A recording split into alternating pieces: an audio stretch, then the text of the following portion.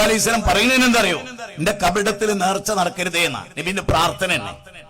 അത് നമ്മൾ ചിന്തിക്കാറല്ല. നബി സല്ലല്ലാഹു അലൈഹി വസല്ലം ഈ ലോകത്തോട്, കാരണം നബിക്ക് അറിയാം, കാരണം എന്താണെന്നറിയോ? അതുകൂടെ പറയണം. ആയിഷ ബീവി റളിയല്ലാഹു തആല അൻഹയോട് നബി പറയുന്ന ഒരു വാക്കുണ്ട്. ആയിഷ ലഅനല്ലാഹു യഹൂദ വന്നസാറാ ഇത്തഖദു ഖുബൂറ അൻബിയാഇഹിം മസാജിദാ. ആയിഷ, ജൂത ക്രിസ്ത്യാനികൾക്ക് ഒരു തെറ്റുണ്ട് ആയിഷ. ശരിക്കും റസൂലുള്ളാഹി പറയേണ്ടത് എങ്ങനെയാ? നബി സല്ലല്ലാഹു അലൈഹി വസല്ലം സമസ്തക്കാരനാണെങ്കിൽ, ഹൃദയമുള്ള സമസ്തക്കാരെ നിങ്ങൾ ചിന്തിക്കും, നബി എന്താ പറയേണ്ടത്? ആയിഷ, ജൂത ക്രിസ്ത്യാനികൾക്ക് എന്തൊക്കെ പിഴവുണ്ടെങ്കിലും ഗൈറുൽ മഗ്ദൂബി അലൈഹിം വലദ്ദാലിൻ എന്നൊക്കെ നമ്മൾ പറയുന്നുണ്ടെങ്കിലും ഒരു ഗുണമുണ്ട് ആയിഷ, ഇത്തഖദു ഖുബൂറ അംബിയാഇഹിം മസാജിദ. അമ്പിയാക്കളുടെ കബറിടം കെട്ടി ഉയർത്തുന്ന പതിവോൽക്കുണ്ട് ആയിഷ.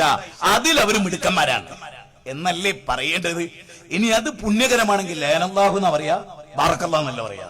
അല്ലാഹു ബർക്കത്ത് ചെയ്യട്ടെ എന്ന്. ജനങ്ങളെ ശരിക്കും ആലോചിക്കൂ. റസൂലുള്ളാഹി സ്വല്ലല്ലാഹു അലൈഹി വസല്ലം ഈ ലോകത്തോട് വിട പറയുമ്പോൾ പ്രാർത്ഥിക്കുന്നത് എന്താ?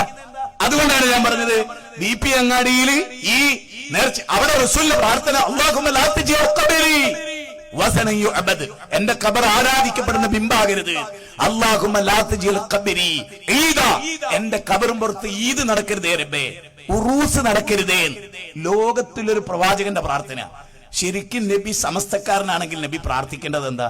ലോകത്തിലെ ഏറ്റവും വലിയ ആനയുള്ളെന്നുള്ളതും വെടിക്കെട്ടും ഉറൂസും ഈ ഖബർ, റബ്ബേ ഞാൻ നിന്റെ അന്തിമ ദൂതനാണ്, നിനക്ക് എന്നെ പോലെ ഇഷ്ടമുള്ള ഒരു നബിയില്ല, അതുകൊണ്ട് ഏറ്റവും വലിയ ഉറൂസ് ഇവിടെയാ നടക്കേണ്ടത്, നല്ലേ ദുആ ചെയ്യേണ്ടത്. പടച്ചോനെ അത് നടക്കരുതേ എന്ന് ദുആ ചെയ്യണമെങ്കിൽ നബി അതിനെതിരല്ലേ? പിന്നെ ഏറ്റവും പ്രധാനമോ, അവിടെ വെച്ച് അള്ളാഹിനോടൊപ്പം അവർ വേറൊരാളെയും വിളിക്കൂല, കുത്തുബിയത്ത് നടത്തൂല. അവിടെ വെച്ചിട്ട് അതിന്റെ ഉള്ളിൽ ഒരു ഖബർ കെട്ടി ഉയർത്തി അവിടുത്തെ മഹാനെ വിളിച്ച് പ്രാർത്ഥിക്കൂല. ശരിക്കും പള്ളിയിൽ നിന്ന് മഗ്‌രിബ് നിസ്കരിച്ച് ഇങ്ങോട്ട് ഇറങ്ങുമ്പോ ഈ പള്ളിയുടെ ഉള്ളിൽ തന്നെ ആയിരിക്കും ഖബർ. ആ ഖബറിന്റെ അടുത്ത് വന്നിട്ട് കരയുന്ന സമസ്തക്കാരൻ അള്ളാന്റെ മുമ്പിൽ ജീവിതത്തിൽ കരഞ്ഞിട്ടില്ല. എന്താ പ്രശ്നം? ഓൻ ഈ വലിയനോടുള്ള വിശ്വാസം പടച്ചോനായിട്ടും എന്റെ കൽബിലില്ല.